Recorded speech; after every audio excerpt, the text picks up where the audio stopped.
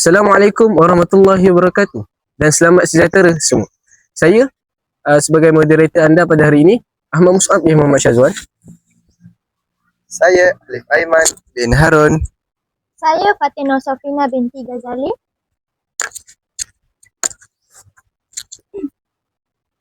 Saya Fatina Biha binti Mohsin.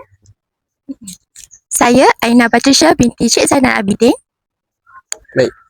Hari ini kumpulan kami akan membincangkan topik aplikasi prinsip literasi berdasarkan aktiviti yang telah kami lakukan. Secara asasnya, literasi bukan sekadar kemahiran mengajar, tetapi proses membina pemahaman yang mendalam. Dua prinsip utama yang akan kami kupas adalah prinsip berperingkat dan prinsip bermakna. Saya akan mulakan dengan menjelaskan bahawa literasi yang efektif mestilah bermula daripada persediaan mental murid sebelum beralih ke kemahiran teknikal. Mari kita mulakan dengan mendalami bagaimana struktur pengajaran disusun secara sistematik melalui prinsip pertama. Silakan. Baiklah, saya akan menerangkan apa itu prinsip berperingkat. Prinsip berperingkat bermaksud pengajaran disusun mengikut tahap kesukaran, daripada mudah kepada sukar atau daripada konkret kepada abstrak. Dalam aktiviti bina ayat bertahap, guru tidak terus meminta murid untuk menulis ayat lengkap, tetapi bermula dengan peringkat mengenal kosakata.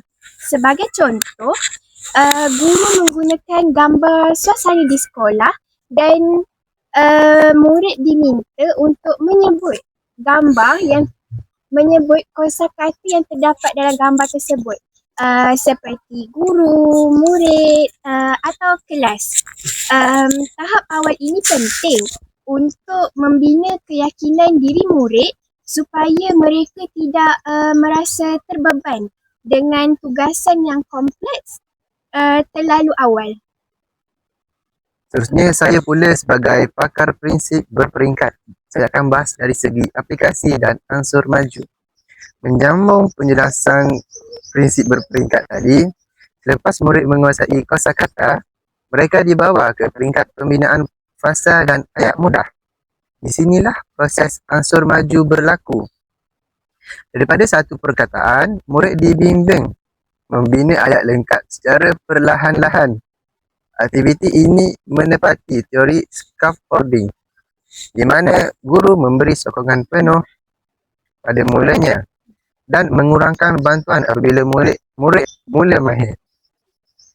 Melalui kaedah berperingkat ini, kita dapat memastikan setiap murid mempunyai asas yang kukuh sebelum melangkah ke kemahiran literasi yang lebih tinggi. Seterusnya, kita lihat pula prinsip bermakna. Prinsip ini menekankan bahawa pembelajaran akan lebih berkesan sekiranya kandungan pembelajaran itu melibatkan pengalaman sebenar harian pelajar itu. Contohnya, dalam aktiviti cerita pengalaman murid, murid diminta bercerita tentang pengalaman hidup ataupun pengalaman rutin harian mereka seperti bermain bersama rakan dan sebagainya. Jadi, apabila murid menggunakan pengalaman sebenar, otak mereka lebih mudah memproses maklumat kerana mereka tahu dan faham apa yang mereka katakan. Inilah dipanggil pembelajaran kontekstual, di mana bahasa bukan lagi sekadar subjek sekolah, tetapi alat untuk mereka meluahkan perasaan dan idea sendiri. Betul sekali. Kelebihan utama prinsip bermakna ini adalah ia menjadikan pembelajaran lebih menyeronokkan dan tidak membosankan.